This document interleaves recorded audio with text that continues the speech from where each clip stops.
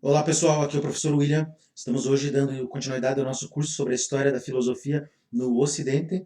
Estamos hoje aqui na nossa 12ª aula sobre Platão. Serão 20 aulas sobre Platão. Estamos falando lá do terceiro período da filosofia antiga. A filosofia antiga é dividida em 5 períodos. O primeiro período é o período cosmológico, onde os filósofos vão tentar encontrar lá justamente as causas que dão origem, de certa forma, ao mundo, ao universo, ao ser, etc. O segundo período da filosofia é o período antropológico, o período humanista, o período marcado lá principalmente pelas ideias dos sofistas e do Sócrates. É uma filosofia que se volta, digamos assim, mais para o homem, para aquilo que o homem faz, para aquilo que o homem é. E o terceiro período da filosofia, que é o período que nós estamos tratando agora, é o período conhecido como período ontológico ou período da grande síntese, período marcado ali decididamente pelas ideias de Platão e Aristóteles. É um período onde Platão e Aristóteles vão unificar todas aquelas problemáticas ali do período cosmológico com a problemática do período antropológico. Então, é um período ali que justamente as discussões, as teorias levantadas ali por Platão e Aristóteles vão culminar justamente na explicação sobre o ser do mundo e o ser do homem, digamos assim. Tá? O quarto período da filosofia antiga é o período marcado ali pelo helenismo, é o período ético, digamos assim, que nós vamos ter escolas como o epicurismo, o estoicismo, o ecletismo, o ceticismo, e por aí vai também, tá? E o último período da filosofia antiga é o período religioso, o período marcado principalmente ali pelas ideias do médio-platonismo e o neoplatonismo. Mas estamos falando então aqui do terceiro período da filosofia, estamos falando de Platão. Hoje vamos dar continuidade, sequência à nossa aula sobre Platão. Aula número 53, já estamos na aula de número 53, e o tema da aula de hoje é condenação da arte imitativa. Hoje nós vamos ver qual é a concepção de Platão em relação à arte. O que pensa Platão da arte? Estamos dando continuidade à discussão sobre a obra de Platão, A República.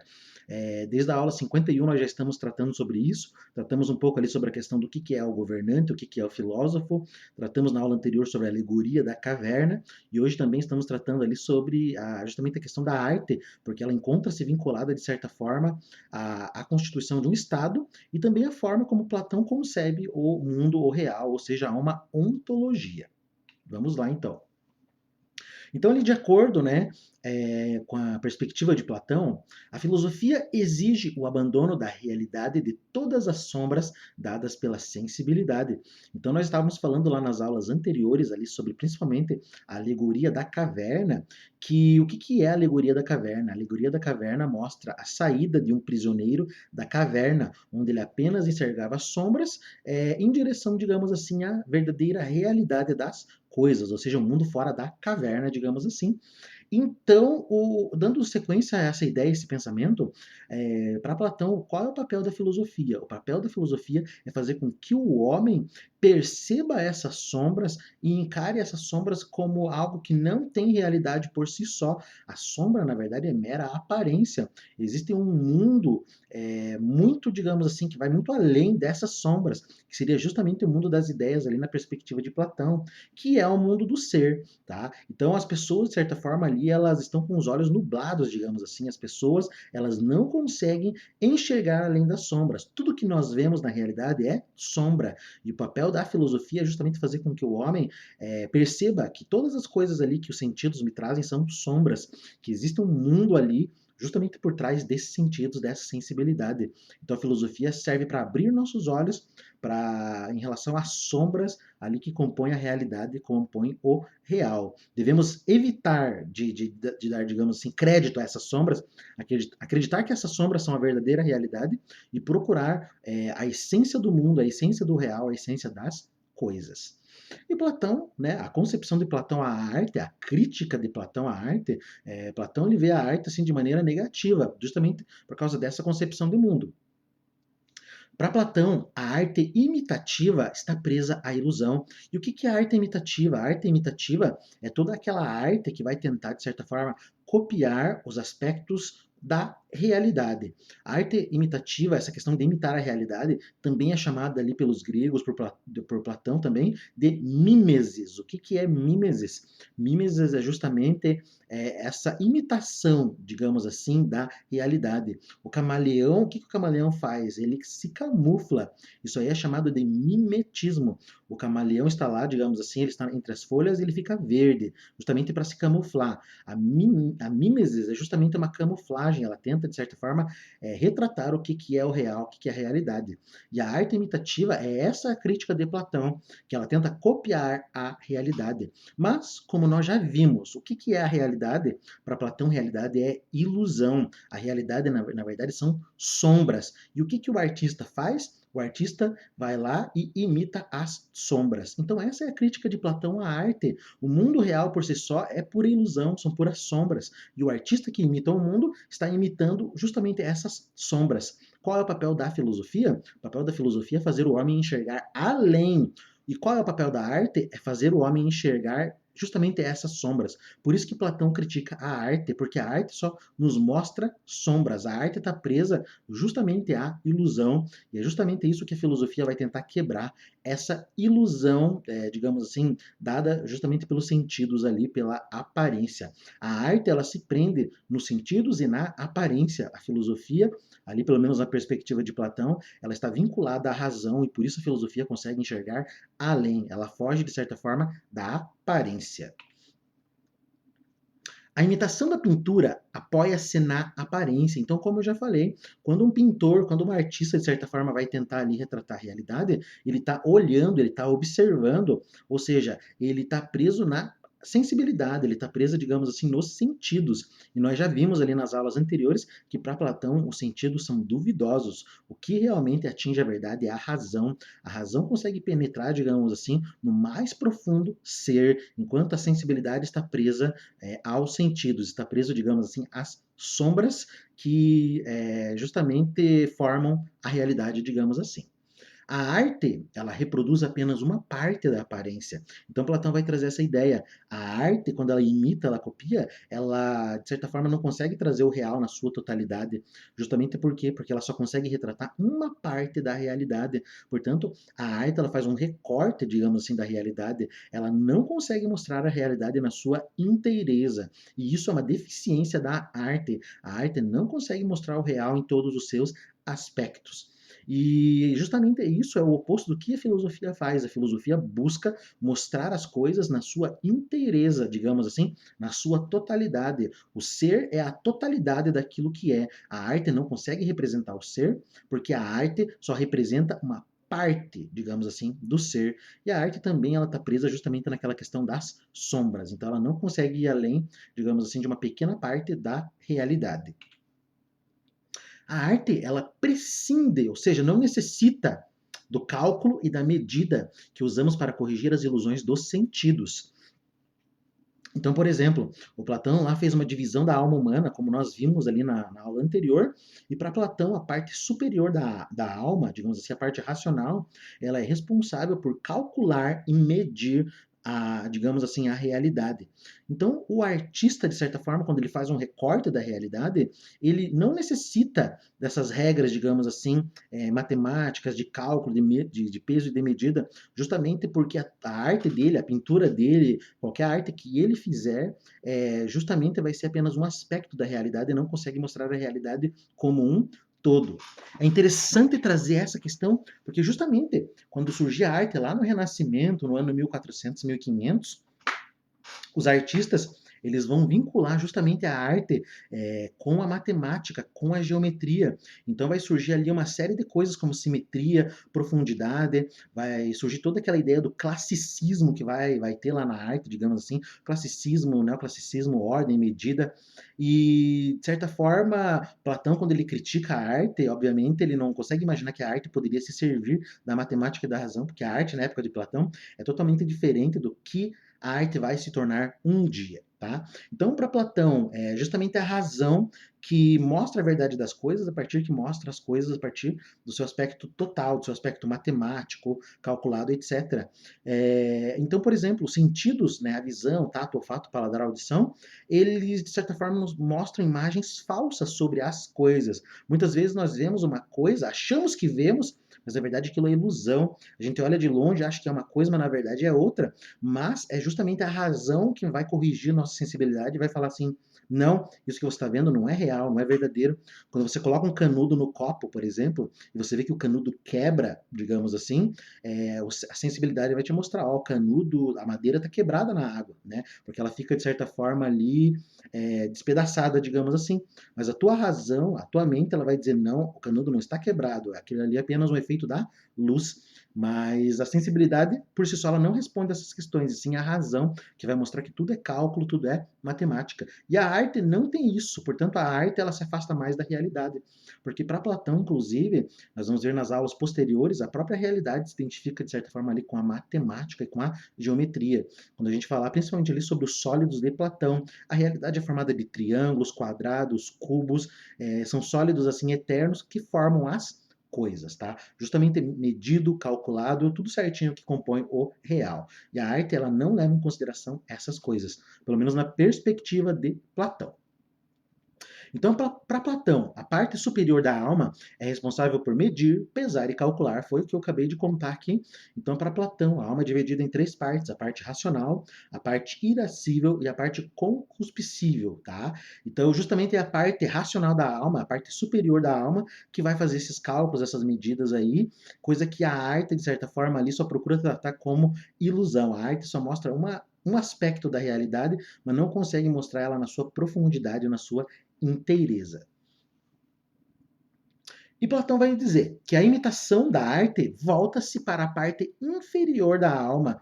Ou seja, a imitação que a arte faz, que a arte produz, ela não se volta para essa parte superior da alma, que é a parte racional, que é a parte matemática, a parte do cálculo, etc. A imitação ela volta-se para a parte inferior da alma, a parte ali dos desejos, dos apetites, digamos assim, da vontade. É toda aquela parte da alma negada, digamos assim, pela cultura do Ocidente em determinados períodos, que justamente mostra ali que o homem não deve ceder à emoção, à sua emotividade. Muito pelo contrário, o homem deve ser controlado pela razão, pelo menos aí nessa perspectiva. Depois a gente vai ver que tem alguns filósofos que não vão concordar com essa ideia, como por exemplo ali o Pascal vai trazer uma ideia que a razão de certa forma não é soberana, o Nietzsche também vai fazer essa crítica, o Vico também, um filósofo italiano, também vai trazer justamente essa questão, e por aí vai. Então eles mostram justamente que a alma, digamos assim, a razão, ela não é superior às emoções. Mas aqui, na perspectiva de Platão e da maioria dos filósofos que vai seguir a linha platônica e também aristotélica de pensamento, a razão é o grau mais alto do homem, do ser humano. Não é à toa que o homem é chamado de animal racional. Então é por isso, o homem é animal racional, não animal emotivo, tá? Então essa é uma questão bem interessante aí que a gente vai falar mais sobre ela durante o nosso curso. Então, para Platão, outro defeito da arte, tá? A arte volta-se para os sentimentos, para as emoções, coisa que deve ser controlada. A arte não se volta para a parte superior da alma, que é a parte que deveria ser trabalhada na perspectiva de Platão, mas muito pelo contrário, ela se volta para a parte inferior, que é a parte que o homem deve controlar pela razão.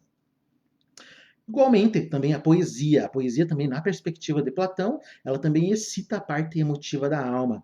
Então, pintura, escultura, de certa forma, poesia, dança, esse tipo de arte aí são artes que, de certa forma, mexem bastante ali com os sentimentos do homem.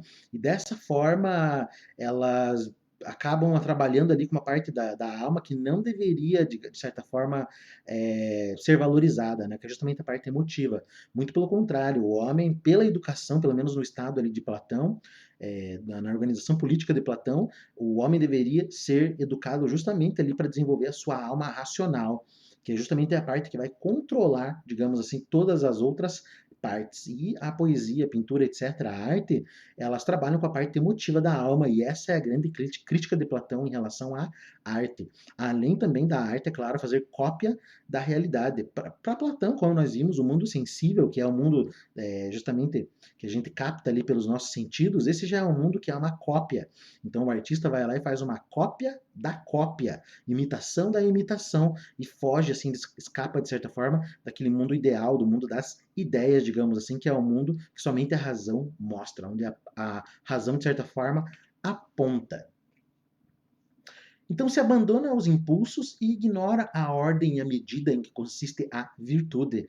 Então vimos ali para Platão também nas aulas anteriores que a virtude é justamente aquilo ali que está em compatibilidade, digamos assim, com a harmonia, com a medida, com o cálculo. A virtude, de certa forma, é a ideia ali, digamos assim, justamente ali que deriva do bem, digamos assim. O bem é a causa das ideias e todas elas estão assim ordenadas, tem a sua ordem, sua medida, o seu peso, etc. E quando você se abandona aos impulsos, você perde essa medida, você perde essa ordem. É justamente esse impulso que a razão muitas vezes não consegue dar conta.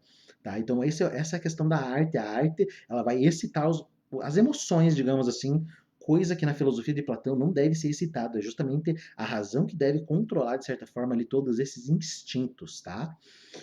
A arte, então, vira as costas à razão. A arte, ela, de certa forma, não está interessada ali no racional, mas está interessada justamente nessa questão emotiva ali, de fazer o homem se emocionar diante de uma determinada obra de arte. Pode ser uma pintura, pode ser uma poesia, uma dança, uma música, etc. Já a filosofia, por sua vez, encontra-se atrelada à razão, e é justamente por estar atrelada à razão é que o filósofo consegue ver mais além do que as outras pessoas. Quem se abandona, digamos assim, aos instintos, às emoções, está preso ao mundo da sensibilidade, ok? O erro da poesia trágica ou cômica é ainda mais grave. Então, Platão também vai fazer uma crítica lá da poesia trágica. Obviamente, a tragédia era um dos gêneros ali preferidos dos gregos, assim como a comédia também, tá? E justamente Platão acredita que esse tipo de arte ainda é pior, porque é um tipo de arte que vai encorajar e fortalecer a pior parte do homem, ou seja, vai desenvolver aquelas partes emotivas, vai desenvolver, vai encorajar aquela parte que trata ali dos instintos do homem. E não é isso. Se você quer um estado perfeito, é justamente a parte racional da alma que deve ser exercitada, e não a parte dos instintos e das emoções, digamos assim. Além de tudo isso, acrescenta-se a observação feita no íon. Então a gente já tratou isso também. Qual foi a observação feita no íon? O Platão ele disse que os poetas, digamos assim, os artistas de maneira geral, eles falam de várias coisas, né? Eles falam, por exemplo, de guerra, de amor, eles falam de governo, falam de política, falam de medicina, falam de um monte de coisa. Só que no fundo eles não sabem de nada, não sabem de absolutamente nada. Você tem, por exemplo, ali uma série de poetas que vão tratar de guerra, mas nenhum deles ele sabe segurar uma lança, uma espada, nenhum deles sabe ali dirigir um navio, pilotar um navio, digamos assim, né? Dirigir ali os soldados, não sabem conduzir o Estado, eles não sabem de nada, eles acham que eles sabem. Então a sabedoria dos poetas é uma sabedoria falsa. Sem falar que, na maioria dos casos, né, os poetas eles são inspirados por divindades, por deuses, ou seja, a verdade não está dentro do poeta, mas é alguém ali que está guiando o poeta. O poeta não está utilizando a sua própria razão, o seu próprio racional, mas muito pelo contrário, ele está sendo guiado ali por uma divindade. Então essa é mais uma crítica ali que Platão faz aos poetas, tá? Eu estava falando um pouquinho ali da questão da poesia trágica e cômica, tá? Esqueci de comentar também que Platão ele vai trazer a ideia, mais uma crítica em relação a essa forma de poesia, que muitas vezes ali os poetas tiram sarro de coisas que são sérias. Muitas vezes os poetas tratam com, de certa forma, ali, superficialidade temas que são temas muito importantes, muito caros ali, digamos assim, para a humanidade. Então essa é a crítica de Platão. Eles tratam muitas vezes ali de maneira totalmente despreparada temas ali que podem, de certa forma, causar mais males, digamos assim, do que bens às pessoas, né, que justamente apreciam esse tipo de arte, tá? Então Platão vai dizer que a arte não possui grau de validade objetiva, tá? Por quê? Porque a arte ela está justamente vinculada à cópia. O mundo, para Platão, é uma cópia do mundo das ideias. O mundo que nós vivemos é um mundo sensível. O mundo sensível é a imitação do mundo das ideias. A arte está vinculada ao mundo da imitação. A arte é imitação da imitação. A arte é cópia da cópia.